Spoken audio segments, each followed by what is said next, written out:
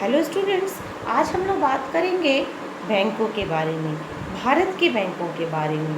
भारत में जितने भी बैंक कार्य कर रहे हैं उन सभी बैंकों को दो भागों में बांटा गया है।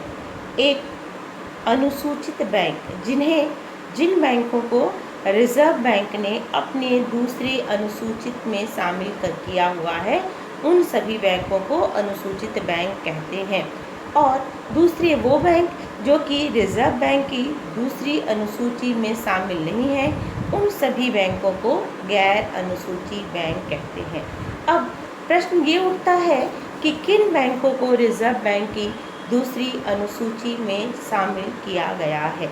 तो सबसे पहली बात कि जो बैंक भारत में बैंकिंग का कार्य कर रहा है, जो बैंक भारत में बैंकिंग का कार्य कर रहा है उसे रिजर्व बैंक की अनुसूची में शामिल किया जा सकता है, परंतु उस बैंक की पूंजी और कोष निधि मिलकर 5 लाख रुपए या उससे अधिक होनी चाहिए।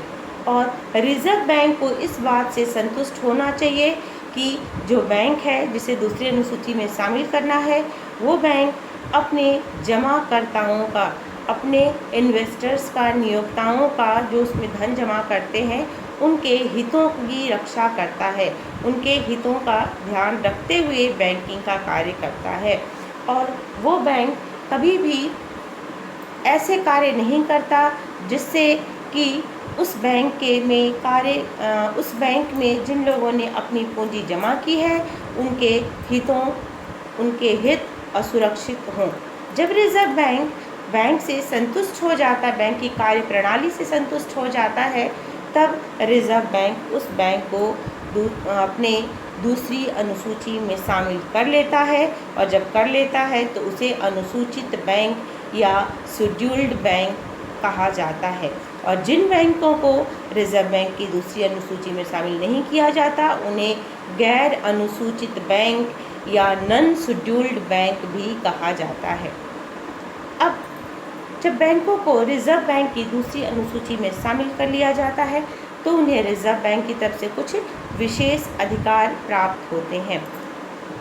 उन बैंकों को जिनको रिजर्व बैंक ने अपनी दूसरी अनुसूची में स्थान दिया है, उन सभी बैंकों को अपनी कुल जमा का, उनके पास जितना टोटल पैसा जमा होता है, चाहे वो किसी भी खाते के माध्यम से या किसी भी माध्यम से बैंक के पास जो कुल जमा होता है, उसका कम से कम 3%, जिसको कि रिजर्व बैंक समय के अनुसार, आवश्यकता अनुसार बढ़ा सकता है, उसको 15% तक बढ़ा सकता है, इतना जमा करना पड़ता है।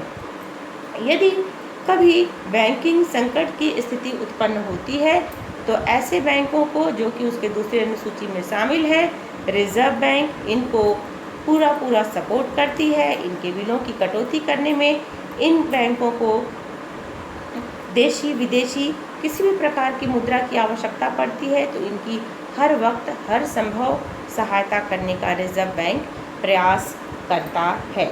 और जिन बैंकों को दूसरी अनुसूची में शामिल नहीं किया जाता है, उन बैंकों को भी यदि वो भारत में बैंकिंग का व्यवसाय कर रहे हैं तो उन्हें रिजर्व बैंक द्वारा बनाए गए नियमों का पालन करना पड़ता है। यदि वो भारत में व्यवसाय कर रहे हैं तो उन्हें, चाहे वो भारत के रिजर्व बैंक की अनुसूची में शामिल हों अथवा ना हों, उनको रिजर्व बैंक के पास कम से कम अपनी जमा का 3% जमा करना पड़ता है। और उसको जब रिजर्व बैंक चाहे तो इनको बढ़ाकर 15% से 40% तक रिजर्व बैंक इसको बढ़ा सकता है। गैर अनुसूचित जो बैंक होते हैं, इनको जमा तो करना पड़ता है, परंतु चूंकि ये रिजर्व बैंक के अनुसूची में शामिल नहीं है तो इनको वो सारी सुविधाएं प्राप्त नहीं होती जो कि एक अनुसूचित बैंक को रिजर्व बैंक के द्वारा प्राप्त होती है। परंतु ये ध्यान रहे कि चाहे बैंक अनुसूची बैंक हो या गैर अनुसूची बैंक हो, अगर वो बैंक भारत में बैंकिंग का व्यवसाय कर रहा है तो उसे रिजर्व बैंक द्वारा बनाए गए सभी नियमों का पालन करना पड़ता है। चाहे वो देशी बैंक हो या विदेशी बैंक हो, उन सभी बैंकों को भारत में जो बैंकिंग का व्यवसाय कर रहे हैं, रिजर्व बैंक के आदेशानुसार कार्य करना पड़ता है। और वो बैंक बैंकों का समामेलन किसी न किसी बैंकिंग अधिनियम के तहत हुआ हो। अगर विदेशी बैंक है तो उनका विदेशी कंपनी अधिनियम के तहत समामेलन हुआ हो, और अगर भारत के देशी बैंक हैं तो उनका भारत के किसी न किसी बैंकिंग अधिनियम के तहत उनका समामेलन होना भी आवश्यक है। धन्यवाद। यदि आपको मेरा वीडियो अच्छा लगा हो तो इसको लाइक करिए, शेयर करिए, सब्सक्राइब करिए।